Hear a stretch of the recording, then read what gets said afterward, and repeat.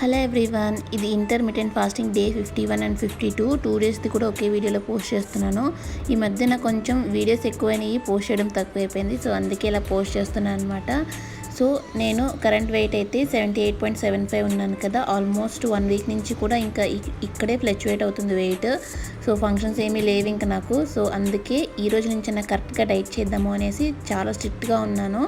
So ఒక 2 చపాతీలు మాత్రమే తిన్నా మధ్యాహ్నము, అండ్ ఈవినింగ్ కూడా ఫ్రూట్స్ అంతే తీసుకున్నా, అండ్ ఫుల్గా 3 లీటర్స్ వరకు వాటర్ అయితే తాగేసాను అనమాట. నెక్స్ట్ డేకి నా వెయిట్ చూసారా, 78.15. ఎంత హ్యాపీగా అనిపించిందో. మనం కష్టపడి ఏదైనా చేస్తే దానికి రిజల్ట్స్ వచ్చినప్పుడు చాలా హ్యాపీగా అనిపిస్తూ ఉంటుంది కదా.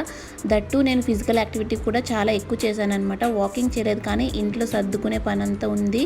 సో ఇల్లంతా క్లీనింగ్ చేసుకున్నా, అదే పెద్ద యాక్టివిటీ అయిపోయింది. సో దానివల్ల అయితే వెయిట్ లాస్ అయ్యాను, అండ్ డైట్ కూడా కరెక్ట్గా ఫాలో అయ్యాను. కాబట్టి నెక్స్ట్ డే కూడా సేమ్ అలానే డైట్ ఫాలో అయ్యా. సో వెయిట్ ఎంత తగ్గుతానో చూద్దాం.